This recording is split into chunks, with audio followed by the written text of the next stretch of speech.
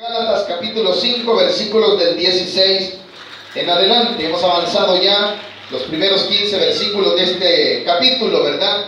Y hemos aprendido, hermanos, acerca de mantenernos en la libertad en la cual Dios nos llamó.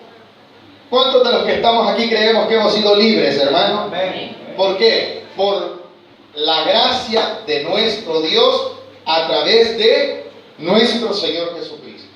¿Qué libertad alcanzamos cuando venimos a Jesús? Bueno, según el estudio hemos sido libres de la condenación eterna. ¿Ven, hermanos? Hemos sido libres del pecado. Hemos sido libres de la ley. Entonces el apóstol venía enseñando a los Gálatas que en esa libertad a la cual fueron llamados por el Señor Jesús, deberían de mantenerse ahí. Que nada debería de moverlos, que nada debería de cambiar lo que ya Dios había hecho en nosotros. Hermano, en nosotros Dios ha hecho una gran obra maravillosa a través de Jesucristo. Por la gracia de Él ya fuimos perdonados de todos nuestros pecados. Hemos sido liberados de ellos. Entonces, ¿qué les decía el apóstol? Manténganse allí en esa libertad a la cual fueron llamados. Que nadie les esté diciendo que vayan a cumplir la ley. Que nadie les esté diciendo esto porque el que hace esto es mejor que se mutilase, dice el apóstol Pablo.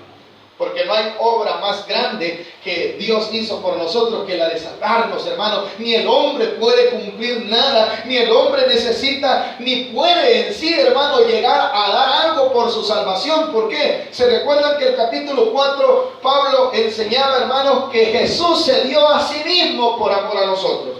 El deseo de Dios, hermano, fue entregar algo. Pues, ¿qué entregó? A su Hijo. Y para ello quiero que lo busque, ¿verdad? Para no voy a pensar mal de lo que estamos hablando. Dice el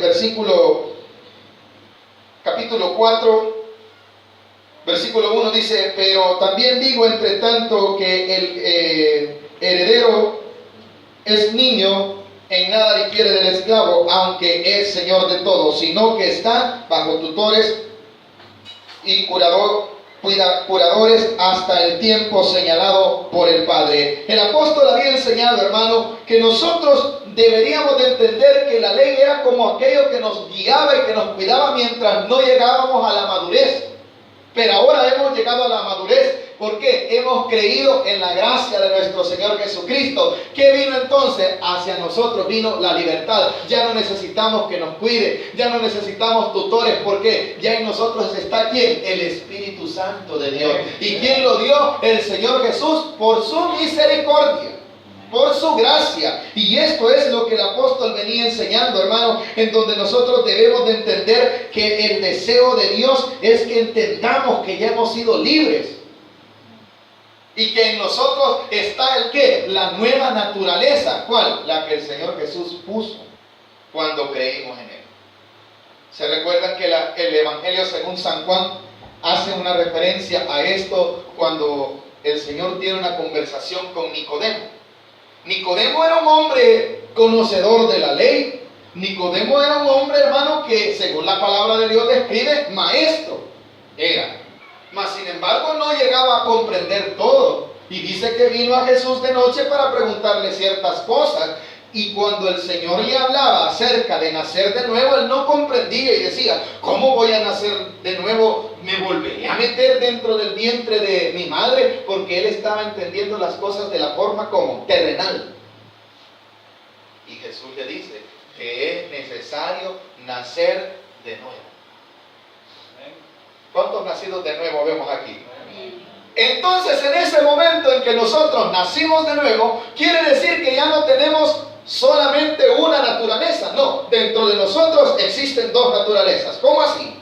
La heredada por nuestros padres, la terrenal o la carnal, si usted le quiere llamar, en la cual usted se ve en el espejo y sus rasgos son parecidos a su papá, parecidos a su mamá. Esa es una naturaleza física, es la parte carnal, heredada, hermano, desde Adán hasta nosotros. ¿Estamos de acuerdo?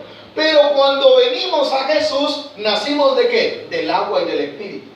Entonces en nuestra vida hay otra naturaleza, que es la naturaleza cristiana, la naturaleza que Cristo puso en nuestros corazones por haberlo recibido. Él vive dentro de nosotros, Él puso dentro de nosotros, según el estudio que hemos venido desarrollando, a su Espíritu Santo. Esa es su otra naturaleza, pero están en usted.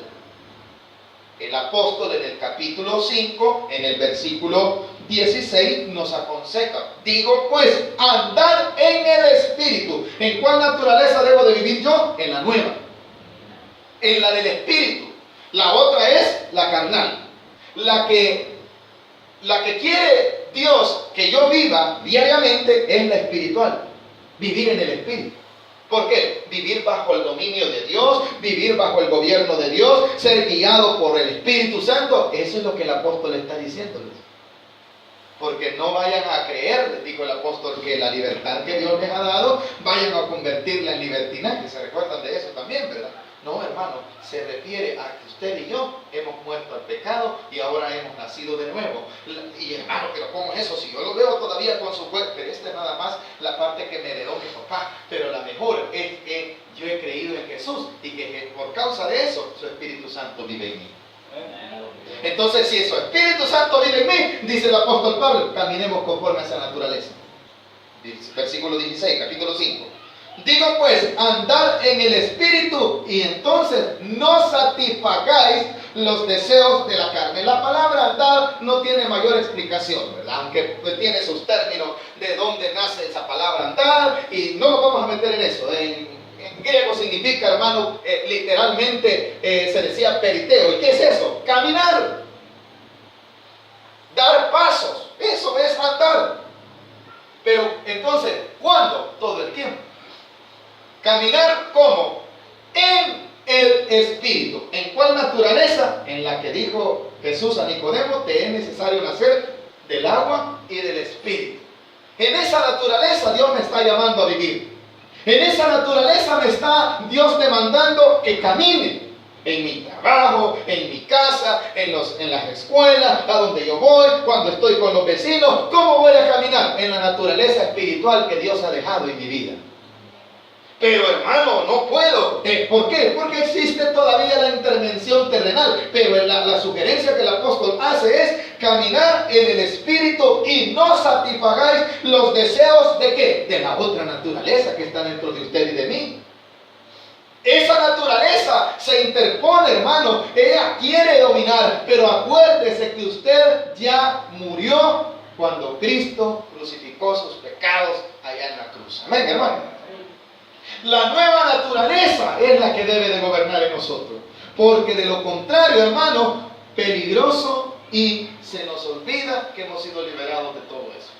En el versículo 18, claramente, el 17, el apóstol claramente dice lo siguiente: porque el deseo de la carne, las dos naturalezas, es contra el Espíritu. Están dentro de usted. Están dentro de mí. No es algo que yo me estoy inventando, no, hermano. No, allí dice claramente en el versículo 17, después de que él insiste en caminar en el Espíritu y vivir en el Espíritu para no satisfacer la otra naturaleza, él aclara y dice, ¿por qué? Porque en nosotros existen dos. En el versículo 17 dice, porque el deseo de la carne es contra el ¿qué? Contra el Espíritu. El deseo de la carne es contra el Espíritu y el del Espíritu, lógicamente, son antagónicos. Es el contraste, hermano, de dos naturalezas. Dice el versículo 17, segunda parte, el del Espíritu contra la carne. Y estos, ¿qué pasa, hermano? ¿Qué hacen según el versículo 17? Se oponen entre sí. Son polos opuestos, quiere decir. No están de acuerdo nunca. Nunca va a estar de acuerdo la carne con el Espíritu. Nunca va a estar de acuerdo, hermano. ¿Por qué? Porque son diferentes. Una viene del cielo y la otra ¿de dónde, hermano? De la tierra. La herencia espiritual, ¿de dónde vino? De mi papá. No. Esa herencia es la terrenal, la de la carne. Pero la otra es del cielo. Por eso no pueden estar juntas. Por eso se oponen. Por eso dentro de usted hay oposición a la hora de que usted se va a alistar al culto. Dentro de usted hay una parte que le dice, no vayas, estás cansado, quédate descansando. Ayer fuiste, ¿para qué? Si ya fuiste tal día. Esa es la carne, hermano. Pero dentro de usted está el ¿qué? la naturaleza descendida del cielo, la que Jesús puso dentro de su corazón. Y esa le invita a lo contrario, le dice: anda y refrescate en el Espíritu, alaba el nombre de Dios, glorifica al que te creó, dale la gloria al que te ha permitido la vida hasta hoy. ¿Esa qué es? Una oposición. Y se daba, no es que se daba en tiempos del apóstol Pablo, es normal, hermano, en nosotros.